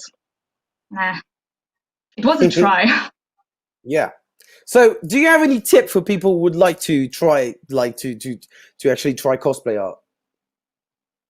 I'm bad at giving advices, but usually when I get this question, because lots of people ask me, how do I become successful in cosplay? And I want to be famous with cosplay. That's not a great starting point. I think you should do this because you enjoy it. I think you should do it because you like a character a lot, and that's how I started. I mean, I didn't think about anything. I just wanted to portray my favorite characters and enjoy it, to embrace being that character. So I think the most important thing is just have fun. If you like a character, do it. If you love this character, just portray it, embrace it with all you have. You don't have to be accurate. You just have to like it, and you have to be happy with it. Yeah.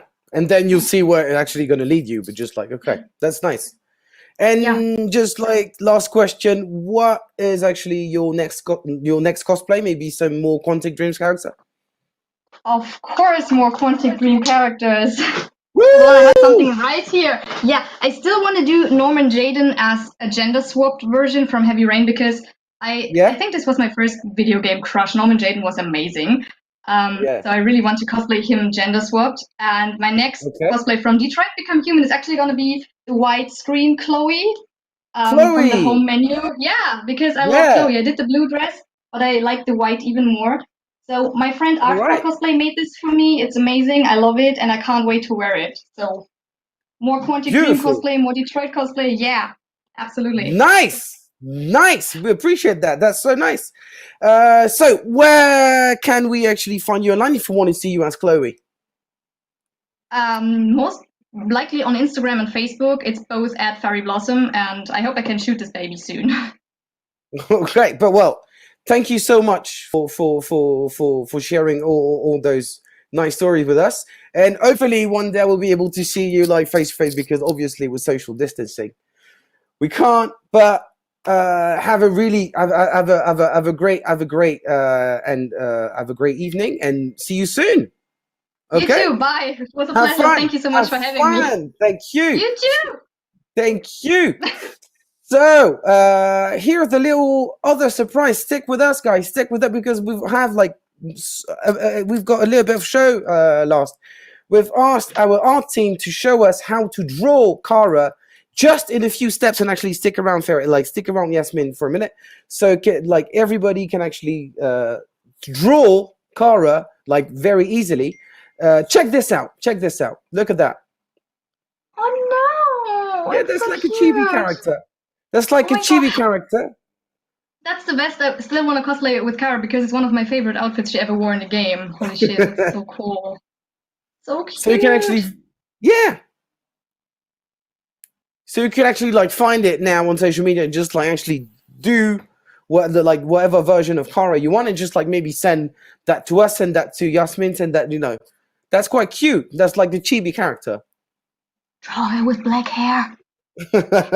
We want everyone actually to give it a try. So we are actually sharing those designs on Twitter and Instagram. So just feel free, and just if you are sharing your version of this sketch, just don't forget to put the hashtag Quantic Stream. Well, Yasmin, thanks again. Are you going to try to the drawing thing? I'm trying. I've never done digital painting before, but I definitely will try, and I will show my hopefully amazing result. I've never done it before, but I will try. It's Kara, I have to do it. Yeah, well, I'm gonna let you work on that, and just like once again, thank you, and see you soon. Thank you. Yeah, See you bye soon. bye. We'll be back. Bye. All right, so Cutie Gang, we're back. Just like back on the stream page now. It's time to have a quick chat. A bit of a like nice chat like with the good people of Quantic Dream. Let's share like some moods. So I'm gonna go around with everyone. Lisa is gonna join me again. Marlene is here. Hi, Adam is here. So guys, the plants are still here. Nice. So I would like, I would like to talk about like what we liked, like what we actually decided to call mood and attitude. So I'm going to ask you to share one mood, which is like something you've seen and looking forward to experience in the future, and an attitude, which is like something you are into right now. So maybe we're going to start with Lisa. Okay. Well, in general, as an American, I would say that my mood is usually optimistic. It's hard these days to be very optimistic, I admit. But I'm looking forward to like the summer and kind of getting back to real life hopefully soon. Hopefully everybody's still wearing their masks when they're out and about. But one thing, Jan, and everyone that is helping me get through this difficult time is, of course, Animal Crossing. Oh yeah. This is my Have you all been playing some quarantine Animal Crossing? I've been playing Animal Crossing? I don't have it. Part of it, that's fine, but we have like a big group chat in Teams where we're sharing about our turnip prices and stuff, and it's really great. So, and what's, if you're wondering. So, Adam, what's your mood? What's your attitude? I can't quite remember what I said was my mood. I think I said Tiger King. So, yes, that's right. You found that image very quickly. You must have Googled that so fast. Oh my God. I just think, I used to work in television. Yeah. And you can spend millions of dollars making the most fantastic drama, brilliant scripts, wonderful directing, cinematography, the best performers, and then real life can give you a story like this that just makes you think, why do we bother?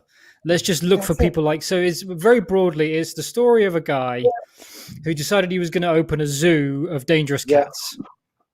And he ends up with 500 or 600 dangerous cats. And I don't mean like Ben's cat who came back from the vet, dangerous. I mean lions and tigers and panthers. And, in the first couple of episodes, one of the people who works at the zoo, they put their hand through the cage and go like cooey to a tiger, and the tiger eats the guy's arm. Makes sense. And he spends the rest of the show with an arm missing. And that is probably the least eventful thing that happens. Yes, absolutely. So, because at first you think it's just going to be... Yeah. At first you think it's just going to... You think at first it's just going to be like a funny looking dude with like crazy shirts talking about like crazy cats in Oklahoma. Well, that seems enough. That seems enough. And then, but then it turns into some batshit crazy thing. Like each episode ends, and they say, and one episode ends with him saying, and of course, that's when they locked me up for attempted murder. 2 minutes ago, it was about tigers, and every episode is like that. Every episode, you just think, what? This next thing. So video games are great and all that, but I mean, if you haven't seen it yet, try it out. Okay, and what's your? And I've heard also that they were gonna do like a movie, a feature film version of this, and Nicolas Cage is gonna play Joe Exotic. Well, Ben will tell you. Ben and I really want to work with Nicolas Cage. Genuinely, it's something that we have him on a list of. Nicolas, if you hear us, contact us. Yeah, if you're out there, Nick, we've got the script ready. It's you and Shia LaBeouf. Yeah, and you read. Yes, we should add that to the community play thing. People should vote, like be able to vote. Just like Kara's hair can be black, white, Nicolas Cage.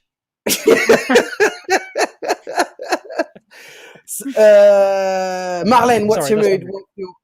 What's your mood? What's your attitude? I'm looking forward to see more of the new Spider-Man with Miles Morales. I played the game that was released 2018, the previous version of it. Where actually I played it in French, and the French voice of Peter Parker is the French voice of Connor in Detroit Become Human. But yeah, I'm really like quite a fan of Spider-Man and everything. So really looking forward to this version with Miles Morales. All right. And what's your attitude? I had a big, or still have actually, lockdown resolution was to play old video games, because actually when I was younger, I wasn't allowed any home consoles. So I'm catching up on that, starting with, I finished, at the beginning of the lockdown, I finished Life is Strange. Then I played Metal Gear Solid, the first of the name. So you never played MGS? No, that was my first. I know I am going to play all of them. It was quite difficult, but so good even after all these years. I like old school games, actually. What happened? And right now I'm into Zelda Twilight Princess on Wii, and it's super cool to wander around in this game. It's super awesome, especially when you're locked down at home. Twilight Princess is a very good game. Yeah, I think that's your favorite, Lisa. That's your favorite Zelda. Yep. Okay. And okay. So Mama, maybe you'll have to get through it. We'll have to exchange. Yeah, I need to play some Animal Crossing in there also, but I need a Switch for that. We need a Switch. Okay. Okay, so I'm just throwing that in. I need a Switch too, but just I'm just throwing that in. Just like do whatever. Yeah, well, I'm buying everybody on the stream Switches, and I'll add you to the list, John. So, actually, maybe in the chat they could actually suggest some new games for Marlene. Yes, what do you think? Even old ones, like your all-time favorites. Well, not the Quantic Dream ones, because I've played it all already. But too much. any suggestion? Any suggestion would be welcome. So yeah, what genre of game do you like? Are you looking for RPGs? Any? Yeah, but not only. I also like actually. Well, I forgot the English. Gestion, like Age of Empires. I really liked this one when I was younger. Did you ever play Dungeon Keeper? Dungeon Keeper is really good. Because if you ain't played Dungeon Keeper, that should be first on the list. Yeah, I'm okay with that. If you like Gestion game, Dungeon Keeper is really good. Some people in the chat we're talking about it will be like 3 people just went crazy in the chat. It's a game. The old Peter Molyneux get God games, and you played the bad guys. So you run a dungeon full of monsters, and the heroes come to try and kick you out. You have to keep them out. So it's like it's a God sim, but you play the bad guys. And my suggestion would be actually loads of people, every time I ask like what should I play, they always say The Last of Us 2. Might not be an all-time game, but everybody's just no, definitely not. But yeah, I played the first one, so I'm ready to play the second one. Recent. But and actually, let's talking about suggestions. I would like to talk about a fact that actually in the polls in the Detroit community play, you can choose to save, not save a fish. And I think Lisa, I never something. What? What? I thought I'm sorry that you had to do it this way. There's so many other things you have to be focused on in that scene. I can't relate. You won't know a funny story? There's a child. When the scene, the hostage was released, on Twitter, we make a joke with Brian Descartes. We make a joke about the first time we make an hashtag is save the fish. It's because I deeply think, and I think Brian too, think save the fish is the most important choice for Connor at the start of the game. I think that set up your mind for the rest of the game. My opinion. Well, the beautiful thing about your game, Ben, is that I can play it how I want to play it, and I make Connor the way I want him to. Absolutely. You direct your own experience. Yep. Yeah. Well, And if you know, I don't know exactly. Lisa also has a tragic backstory involving fish. Exactly. She's not going to tell us about it now. That's for the next. That's for the That's next. a writer's Quantic instinct, Stream. you see. Yeah. That's for the That's next. how you give a Quantic character Stream. an extra dimension. Yeah. Writing, right? Lead Writing. writer. Yeah. So, That's why they came in the big bucks. Ben, Yes, can you actually share what's your mood? What's your attitude? My mood currently is a combination of some stuff. Recently, I realized communication between some community manager of the pop culture have a little bit changed in a really good way, in my opinion. And I have two tiny examples in mind. Is first is Dungeon and Dragon. Recently, they make a community about a communique, like a message about diversity. A statement, thank you. A statement about Dungeon and Dragon diversity. And I think without of the cost, with that, just be really smart about the fact they understand. Even if they created this world 30 years ago, they still adapt the world. What did they say in the statement? They say a lot of things. Thanks to the message. You can go on the Wizard of the Coast website to see exactly the full message. But they mention, for example, the fact that some species like the orcs and the goblins will not be evil by essence, but they will choose their own way. And I think this kind of tiny changement is really good. And of course, another thing was lovely for me to see is CD Projekt make a message about the fact the game will be late, and I'm not, of course, happy about that, but I'm happy about the reaction of the community. Like, that was so benevolent, that was so smiling, so sympathetic, and I think this is a good direction. Audience, community, sending good vibe to the creator, and creator sending back the fact they hear the community and they make changement about a game, a project, a world to change and adapt that to the new world. And did they precise in the statement if they were actually saving or not the fish? I'm just. I hate you. All this guy thinks about is fish. What's your attitude? My attitude right now is I'm playing a lot of tabletop RPG with my friend, but on virtual tabletop. And I'm currently writing 3 books of tabletop RPG, who will be released this year and next year. You can see that. And the first book I wrote is a screenwrite about Cthulhu, based on the Lovecraft world, but in the Japanese, in Japan. And the second is named Mutt in French, who is in English named Pack, like a pack of wolves. And I wrote a setup based on Paris for an add-on we will be released.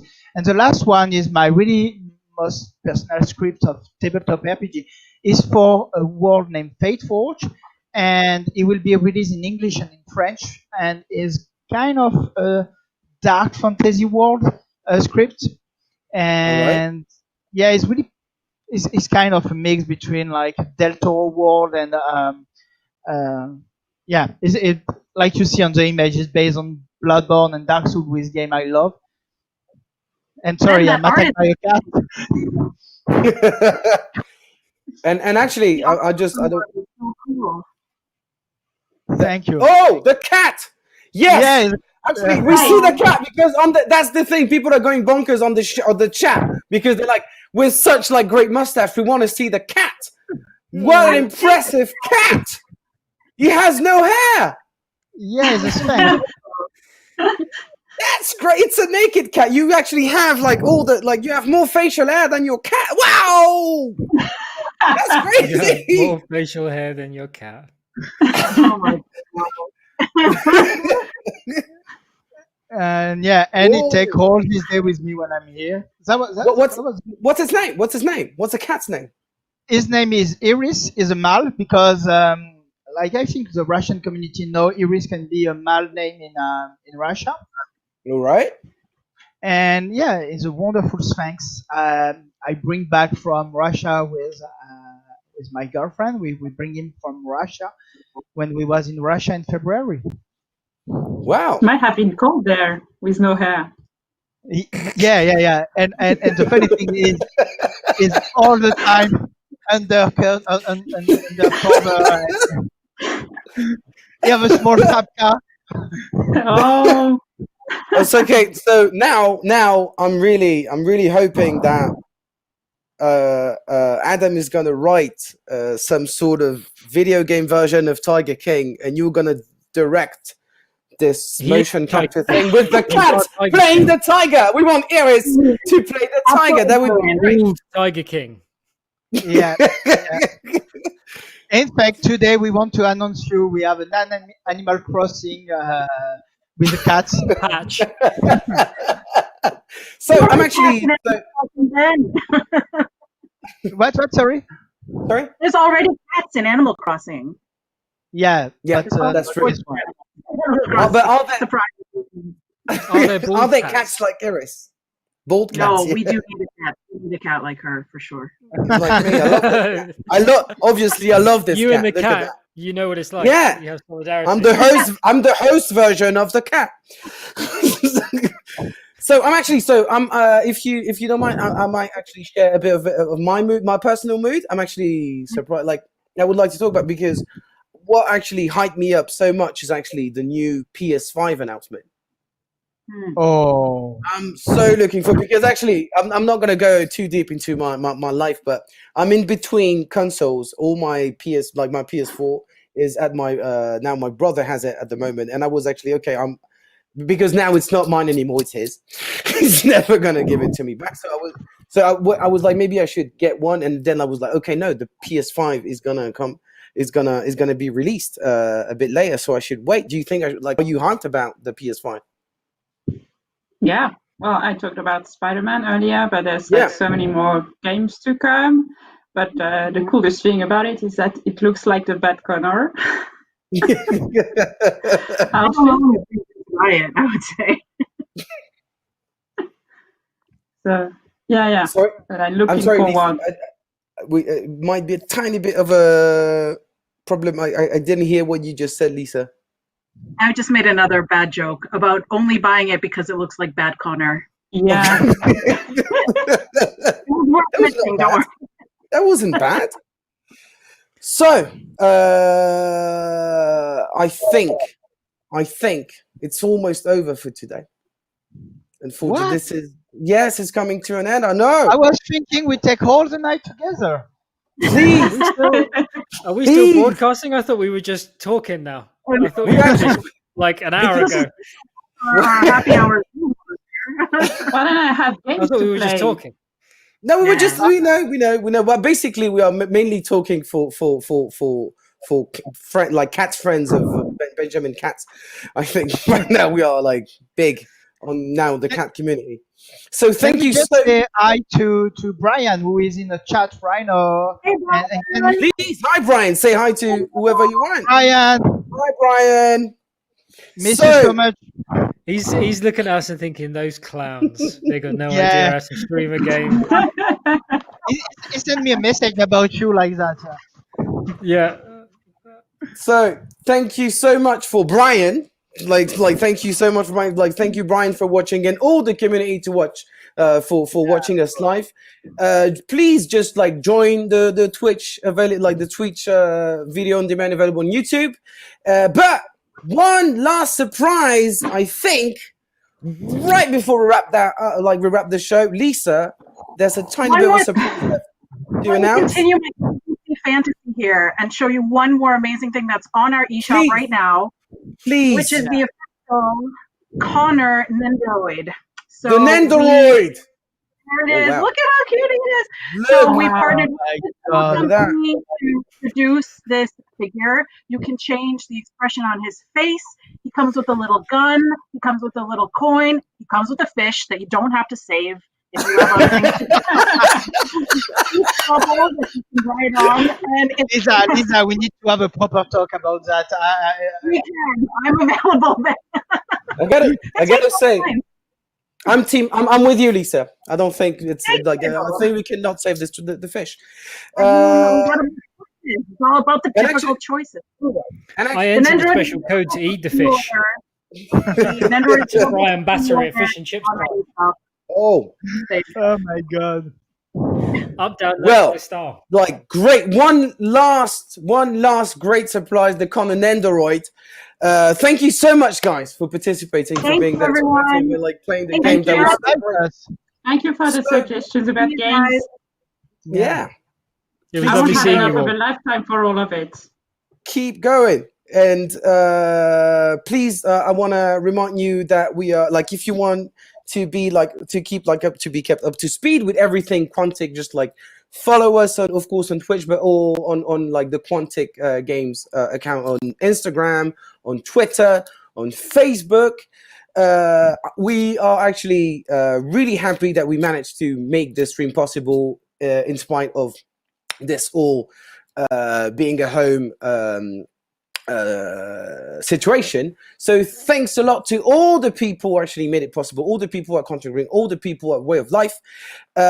Please stay safe at home, have fun, play video games, like be with your loved one, and just don't forget to subscribe everywhere to stay informed for when is gonna be this next live. That's all for me. That's a wrap. Bye, the cutie gang. Bye.